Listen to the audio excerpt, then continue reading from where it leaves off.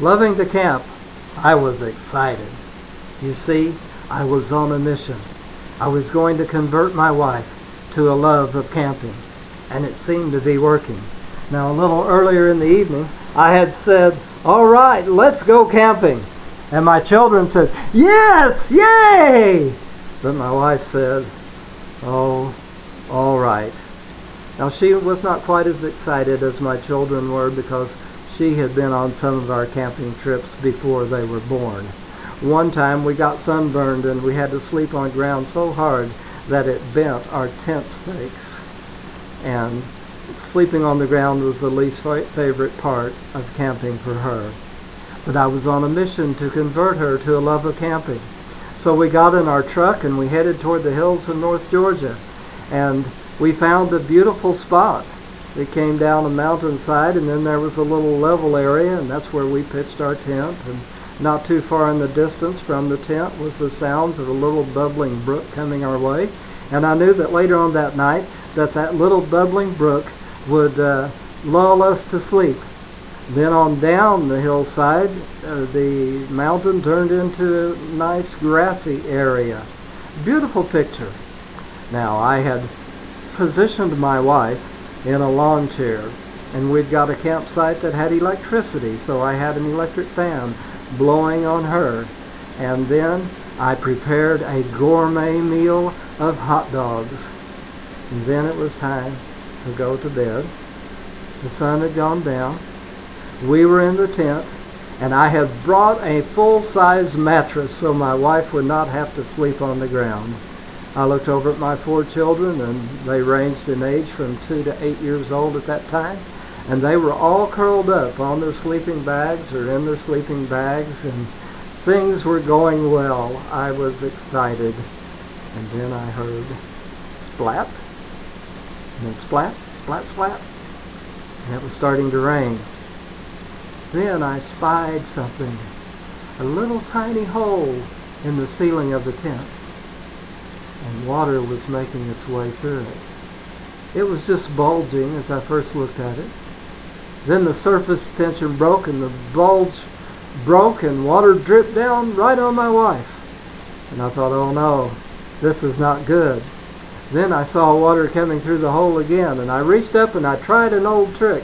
And I touched that bulge of water, and I ran it down the ceiling of the tent over toward the wall. And it formed a watery path. And it worked.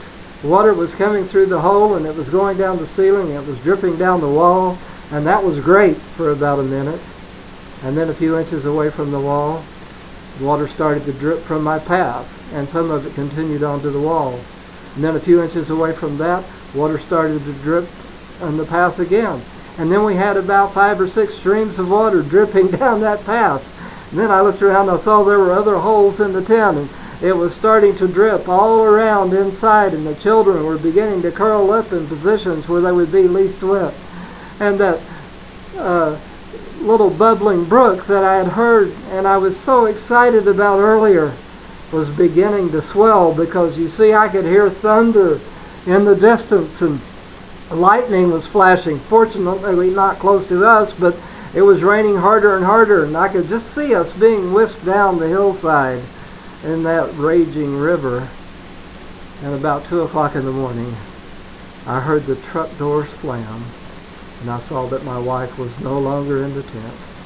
Now, in all fairness to her, that truck door really was hard to shut, so I wouldn't say that she was mad, but I certainly did not convert her to a love of camping.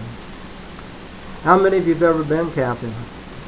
How many of you have been on a camping trip, something like that, where things did not go as planned? How many of you have had a time in life where things were not going as planned? Well, I have good news for you. There are actually 6 categories of principles that have to do with living that you can draw as an analogy from a camping trip. And one of those principles is the principle of leaving. And so, if you want to have the possibility of living your life and loving it, one of the things that you will have to learn how to do is to leave the things that are behind. The past is behind. There's nothing you can do about it. Maybe you can learn from it. That would be good. But otherwise, you cannot undo the past. All you can do is make the future better. And I have good news for you. Tomorrow is another day. Tomorrow is a day that you have the opportunity to go on and to make a brand new life. In leaving things behind, sometimes we carry with us a certain amount of baggage. We need to leave our baggage behind. Sometimes that baggage causes us to have a sort of a victim mentality, and we need to get over that. We need to go on and to take responsibility for our actions today. So whatever you can do, if you have a problem in that area, then do all you can. Get all the information that you can. Get all the help that you can about overcoming the trauma, the disappointments of the past. But whatever you do, leave your past behind and develop a brand new life right now.